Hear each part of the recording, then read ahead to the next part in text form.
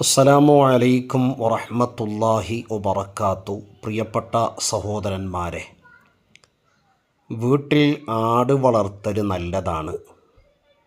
എല്ലാ പ്രവാചകന്മാരും ആട് വളർത്തിയിട്ടുണ്ട്, മേച്ചിട്ടുണ്ട്. ആട് വളർത്താനും അതിനെ പരിപാലിക്കാനും നല്ല ക്ഷമ വേണം.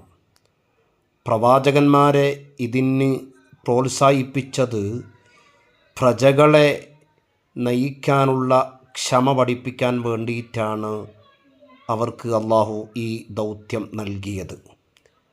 അങ്ങനെ എല്ലാ പ്രവാചകന്മാരും ആട് മേയിച്ചിട്ടുണ്ട്.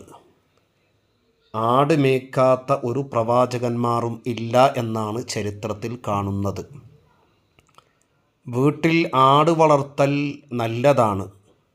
ഹബീബായ മുത്ത് റസൂലുള്ളാഹി സ്വല്ലല്ലാഹു അലൈഹി വസല്ലമ തങ്ങളുടെ ഒരു ചര്യയുമാണ്.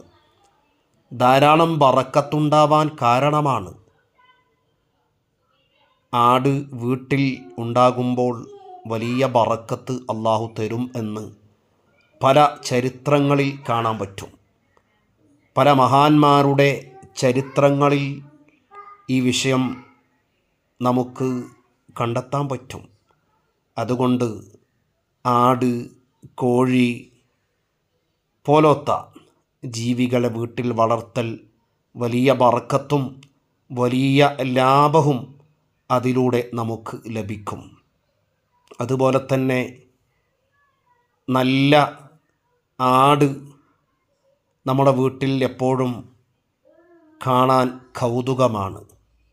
അതുകൊണ്ട് ഇൻഷാ അല്ലാഹ് ഓരോരുത്തരുടെയും വീട്ടിൽ സാധിക്കുന്നവർ ആട് വളർത്തുക. ഇതിലൂടെ നമുക്ക് ക്ഷമയും നല്ല സ്വഭാവവും നമ്മുടെ മക്കളെ വളർത്താനുള്ള ക്ഷമയും പരിചരണവും പരിശീലനവും ഇതിലൂടെ ലഭിക്കും. അതുകൊണ്ട് ഇൻഷാ അല്ലാഹ് ആട് വളർത്തൽ ബറക്കത്തുള്ള കാര്യമാണ് എന്ന് എല്ലാവരും മനസ്സിലാക്കുക. അസ്സലാമു അലൈക്കും വറഹ്മത്തുള്ളാഹി വബറകാതുഹു.